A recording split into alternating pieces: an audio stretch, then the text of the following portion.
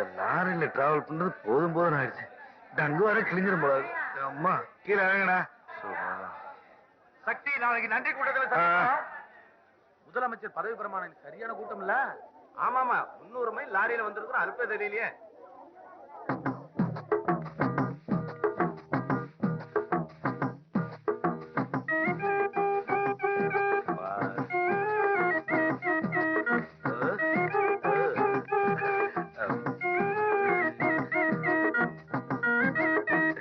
என்ன தங்கச்சி சரிக்குமா? என்னன்னு மாலை கழுத்துமா? ஏதாவது ரெஜிஸ்டர் மேரேஜ் பண்ணிக்கிட்டியா? ஆமா, அண்ணீங்க அடிச்சா 2 நாள் ஆள் ஊர்ல இல்லைன்னா என்ன வேணாலும் முடிவு பண்ணிருதா? நான் தலைவரோட பதவி பிரமாணத்துக்காக தலைநகர் போயிட்டு வரேன். அப்பா என்ன மாலைகள், என்ன மரியாதைகள். ஒரு பக்கம் விருந்துக்கு மந்திரி கூப்பிடார், இன்னொரு பக்கம் முதலமைச்சர் கூப்பிடார். இடையில ரெட்டி வேற. ரெட்டியா? நம்ம கவர்னர் வீட்டுக்கு வந்து ஒரு ரொட்டியா சாப்பிட்டு போட்டு விழுந்து விழுந்து குழந்தை மாதிரி அழுகுறாரு. இருக்கிறதே ஒரு வயிறு. 234 எம்எல்ஏ வீட்லயும் நான் ஒருத்தன் எப்படி சாப்பிட முடியும்? நீ என்னது இப்ப சொல்லு. நீ செய்யறத பார்த்தா நான் என்னமா இந்த மாலை லாரில இருந்து எடுத்து போட்டு வந்த மாதிரில இருக்க. சொன்னா நம்ப மாட்டேன். 500 கிலோமீட்டர்ஸ் ஏசி கார்ல ஐயா கொண்டாந்து இறக்கி விட்டுட்டு போறான். என்ன போய் சந்தேகப்படுற? ஐயோ, இவன் எங்க இங்க வரா? கிழிச்சுக்கு நான் வாசிக்கப்படுறோம். ஞாபகம் மருதியா, இந்த பேக் லாரியில விட்டுட்டு வந்துட்டேன். புடி. அதே ஞாபகம் மருதியா, இந்த மாலையை லாரியில இருந்து சுட்டுட்டு வந்துட்டேன். ஏமாறாதே என் ஃப்ரெண்டு தான், லாரி டிரைவர் ராஜா கண்ணு. வாடா சக்தி, வா. இப்பதான் வழி தெரிஞ்சதா? கட்சி ஜெயிச்சதும் எங்க தலைவர் வீட்டுல தங்கிடுவியோன்னு நினைச்சேன். நாளைக்காவது எங்கேயும் போகாம வீட்டோட இரு. ஏன்? அப்பா ஊர்ல இருந்து வராரு, அவர் கூட்டிட்டு வர ஸ்டேஷனுக்கு போகணும். இந்த மாதிரி வேலைக்கெல்லாம் உங்க மூத்த மகன் அனுப்புங்க. ஏன்னா அவன் தானே தோத்துட்டு மூலையில உட்காந்துருக்கான். நாங்க ஜெயிச்சதுக்காக ஆயிரக்கணக்கான அப்பா மக்களுக்கு நன்றி சொல்ல வேண்டியது இருக்கு. சோ ஐயாவுக்கு நோ டைம். அவன் பேச்சு எடுக்கலன்னா உனக்கு தூக்கமே வராதா? சரி சரி, குளிச்சுட்டு சாப்பிடுவா. உனக்கு பிடிச்ச மீன் குழம்பு வச்சிருக்கேன். மீன் குழம்பா? அண்ணே, நீ கவர்னர் வீட்லயோ கலெக்டர் வீட்லயோ சாப்பிட்டுப்ப. இந்த 7 வீட்ல எங்க சாப்பிட போற? ஆனா நெத்திலி மீன் சும்மா சொல்லக்கூடாது, சூப்பர். அது வந்து 1000 தான் இருந்தாலும் அடுத்தவங்க வீட்டுல ஆப்பிள் சாப்பிட்டாலும் சொந்த வீட்டுல நெல்லிக்காய் சாப்பிடற மாதிரி வராது. இல்லம்மா, நீ போடுமா. குளிச்சுட்டு சாப்பிடலாம்டா. ஏன் சாப்பிட்டு குளிக்க கூடாதா? பாடுவா. வா.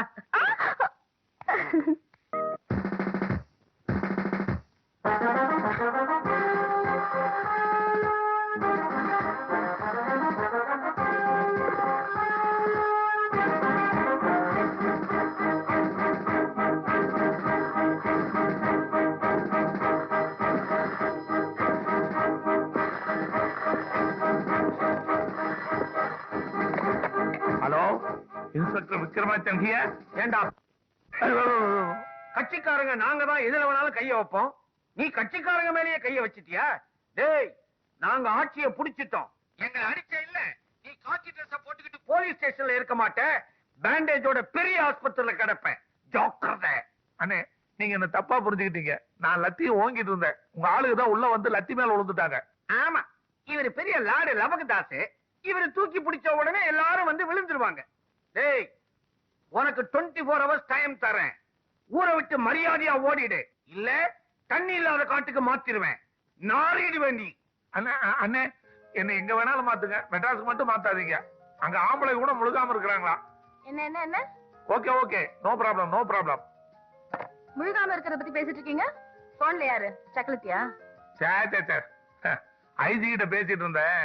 கேட்டாரு, டிஎஸ்பி ஆகுறீங்களா கமிஷனர் ஆகுறீங்களான்னு. ப்ரமோஷன் விஷயமாச்சே, ஒய்ஃபை கன்சல்ட் பண்ணிட்டு சொல்றேன்னு சொன்னேன். 2 பேர்ல ஒண்ணு தொடு. ஆமா, ஏற்கனவே நம்ம நாட்டுல காவல்துறை ரொம்ப பிரமாதமா வேலை செய்யறாங்க. இதுல நீங்க வேற கமிஷனர் ஆனீங்கன்னா அவ்வளவுதான். கமிஷனர் மூஞ்சிய பாரு. போன் எங்கேன்னு வந்தது எனக்கு தெரியும். கை கால முடிக்கிறாங்களா இல்ல கதையே முடிக்கிறாங்களா? விட்டா நீயே போய் அவங்களுக்கு கட்டி எடுத்து கொடுத்துட்டு வந்துருவியாட்டு இருக்கு. கணவனை கண்கண்ட தெய்வம் படம் பார்த்தது இல்ல? அதெல்லாம் ஆம்பளைங்களுக்கு, உங்களுக்கு எதுக்கு? தலைவா, வர வர போலீஸ் தொல்லை தாங்க முடியல. அவங்களால நிம்மதியாவும் குடிக்க முடியல. எப்போ ஒரு ஆம்பளை ராத்திரி 12 மணிக்கு குடிச்சிட்டு ரோட்ல நடக்குறானோ அப்பதான் நமக்கு உண்மையில சுதந்திர கடைசிதான் அர்த்தம். சபாஷ், சுதந்திரத்துக்கு புது அர்த்தம் கொடுத்தவனே நீதான்டா. கவலைப்படாத, காவல்துறையை நான் கண்டிச்சு வைக்கிறேன். வாய மூடு, குடிச்சது கொட்டிட போகுது. பாப்பா சக்தி, உனக்கும் தண்ணி பிரச்சனையா? தனிப்பட்ட பிரச்சனை, ஒரு நிமிஷம் வாங்க. மூதேவி பேப்பர் தலைகையில இருக்கு. தலைவரே, எங்க அப்பா என்ன கல்யாணம் பண்ணிக்க சொல்லி ரொம்ப கட்டாயப்படுத்துறாரு. அதனால நானும் நாய்க்கரும் நாளைக்கு பொண்ணு பார்க்க போறோம். நீங்க என்ன ஆசீர்வாதம் எந்திரி பண்ணுங்க. எந்திரி. இது உனக்கு கல்யாணமா? தம்பி, இயக்கத்தை மறந்துட்டு இல்லறத்துல ஈடுபட போறியா? பொது சேவைன்னு வந்த அப்புறம் பொண்டாட்டி புள்ள குட்டிக்கெல்லாம் ஆசைப்படக்கூடாதப்பா. கல்யாணமே வேணான்னு நினைச்சதுனாலதான் காமராஜர் பெருந்தலைவரானார். அப்ப நீங்க எது கல்யாணம் பண்ணிக்கிட்டீங்க? அது ஒரு ஆக்சிடென்ட்ப்பா. நான் என்ன வேணும்னா கட்டிக்கிட்டேன். அப்புறம் மடிசார் மாமி வீட்டுக்கு அடிக்கடி போறீங்களே, அது கூட ஆக்சிடென்ட் தானா? அது நாக்கு நல்லா புரளணும்னு மாமி கிட்ட சமஸ்கிருதம் கத்துக்கிறேன். அப்போ 6 மணி ஆச்சுன்னா டீச்சர் வீட்டுக்கு பெரம்ப தூக்கிட்டு போறீங்களே, அது எதுக்கு? நல்லா வாசிச்சு அறிவை விரிவு பண்ணிக்கத்தான். ஆஹா. தம்பி, என் பலகீனத்தெல்லாம் நீ பப்ளிக் பண்ணிடாத. போனா போகுது, உனக்கு மட்டும் சலுகை தரேன். நீ கல்யாணம் பண்ணிக்கலாம். ஆனா ஒண்ணு, கட்டின பொண்டாட்டிய உடனடியா நம்ம கட்சியில சேர்த்துடணும். அவளுக்கு நம்முடைய கொள்கையெல்லாம் வச்சு திணிச்சு நேரம் வரும்போது அவளை கட்சி கொள்கை பரப்பு செயலாளரா ஆக்கிடணும். எப்படி? மூதேவி, கடை திறந்த அன்னியில இருந்து மூடியே கிடக்கு. இந்த கடையை திறந்து வச்சதே நீங்க தான், ஞாபகம் இருக்கா? சரி சரி, வாங்கண்ணே. வாங்கதான் வந்திருக்கிறோம். குளிக்கேண்டா தம்பி. நாங்க வியாபாரத்துக்கு வரல, வசூலுக்கு வந்திருக்கிறோம். அண்ணே, எங்க கட்சி தலைவர் குர்பான் சிங் பாத யாத்திரை நம்ம ஊருக்கு வந்துட்டு இருக்காரு. அதுக்காக நாங்க நன்கொடை வசூல் பண்ணிட்டு இருக்கோம். உங்ககிட்ட இருந்து ஒரு பெரிய தொகையை எதிர்பார்த்து வந்திருக்கோம். வியாபாரம் ரொம்ப டல்லா இருக்கு. இப்பதான் எலெக்ஷனுக்கு 1000 ரூபாய் கொடுத்தேன். அதுக்குள்ள கேட்டா எப்படின்னு? தம்பி, எலெக்ஷன் 5 வருஷத்துக்கு ஒரு தடவை தான் வரும்னு நினைக்காதே.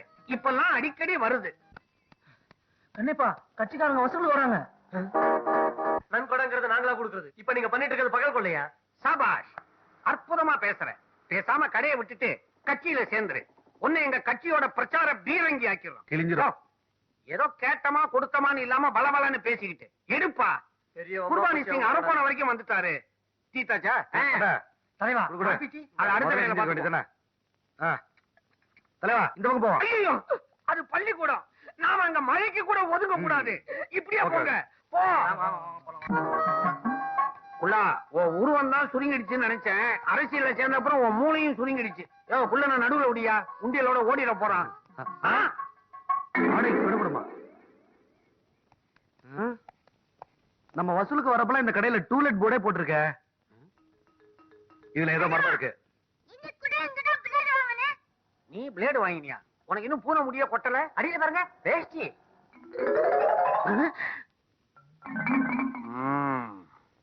சரி விடுறா. இந்த கடைக்கார கண்ணியப்பன் நம்ம கட்சியோட அடிமட்ட தொண்டை. ரொம்ப கஷ்டப்படுறான். சரி, கவர்மெண்ட் மூலமா ஒரு லோனை வாங்கி கொடுத்து கடையை காம்ப்ளெக்ஸா மாத்தி விட்டுலான்னு நினைச்சுக்கிட்டு இருந்தேன். கொடுத்து வைக்கல. உள்ளா, இந்த வேட்டியை உருவிடா. சரி தலைவா. இது இது இது அடப்பாவி. தலைவா, தப்பு பண்ணிட்டேன். அந்த லோனை தயவுசெய்து எனக்கே வாங்கி கொடுத்துருக்கு. ஏண்டா, எத்தனை கடைகளை நாங்களே மூடி இருக்கிறோம். எங்க கிட்டயே ஜகா வாங்குறியா? சட்டியோடாலே விட்டுருவேன். ஜோக்கரத. வேலைக்கு போனோமா வீட்டுக்கு வந்தோமா இல்லாம இப்படி ஆளுங்கட்சிக்கார மேல கை வச்சு திருச்செந்தூருக்கு டிரான்ஸ்ஃபர் பண்ணி தொலைச்சிட்டாங்க. அட நீ வேற, சீக்கிரம் போப்பா. எல்லாத்தையும் பத்திரமா கொண்டு போய் சேர்ப்பா. நாங்களாம் ஈவினிங் ட்ரெயின்ல வந்துருவோம். வந்துட்டாரு. நிறுத்து நிறுத்து நிறுத்து நிறுத்து நிறுத்தியா? ஏண்டி, வீட்டுல இருக்க சாமானத்தை எல்லாத்தையும் திருச்செந்தூருக்கு அனுப்பிச்சிட்டியா? அமிச்சிட்டேங்க. ஐயோ, ஏன், என்னாச்சு? ஒண்ணு இல்ல, அதுக்குள்ளார என்ன திருப்பரங்குன்றதுக்கு மாத்திட்டாங்க. ஐயோ, அந்த வண்டி எப்படி பிடிக்கிறது? அங்கேயாவது நிரந்தரமா இருக்கிறதுக்கு யார் கை காலையாவது பிடிங்க. என்னால இப்படி ஊர் ஊர் அலைய முடியாதுங்க. பிடிக்கிறேன். நான் சொல்றபடி கேளுங்க. உங்களை எங்க நிறுத்தணுமோ அங்க கொண்டு போய் நிறுத்துறேன். இவன் எங்க இங்க வந்தான்? திருப்பரங்குன்றம் போகல. பழைய பகையை மனசுல வச்சுக்கிட்டு பழிவாங்க வந்திருக்கான்.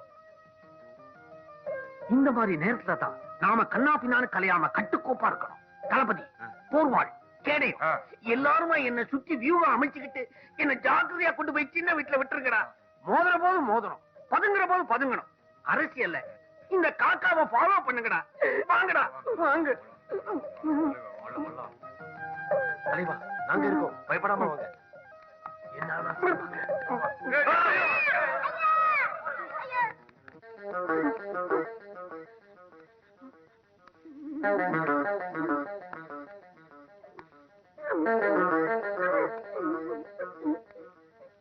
ஐயா, இது உங்க கையில் காரு. நான் ஏதாவது தப்பு பண்ணியிருந்தா என்ன மன்னிச்சிருக்க. உன்னை மன்னிக்கிறதா? ஐயா, எனக்கு விக்ரமாதித்யன் பேர் வச்சது வச்சாங்க. கூடு விட்டு கூடு பாயிற மாதிரி ஊரை விட்டு ஊரு மாத்திட்டு இருக்காங்க. நீங்க தான் கருணை வைக்கணும். மேடையில மறப்போம் மன்னிப்போம் பேசுறீங்க. பேசினோம். என்ன மன்னிக்க கூடாதுங்களா? முடியாதியா. நாங்க மறப்போம்னா ஜனங்களுக்கு நாங்க கொடுத்த வாக்குறுதியை மறப்போம்னு அர்த்தம். நாங்க மன்னிப்போம்னா நாங்க செஞ்ச தப்புகளை நாங்களே மன்னிப்போம்னு அர்த்தம். தபா, அறுபடை வீட்டுல இன்னும் 2 படம் பாக்கி இருக்குது. ஓடிப்போ. போ. வீட்டு பக்கமா கவனிச்சுக்கிறேன். நாயங்களா, ஆபத்து வரும்போது அம்போன்னு விட்டுட்டு இப்ப ஆமாம்பரத்துக்கு வந்துட்டீங்களா? அது சரி. இங்க நடந்த ஏரியும் வெளியே சொல்லப்படாது. கப்சி. போங்க போங்க. இந்த நூலகத்தை திறந்து வைத்த அண்ணன் திரு ஏபிசிடி அவர்கள் இந்த நூலை பற்றி சிறிது நேரம் உரையாற்றுவார். அண்ணே வாங்கண்ணே.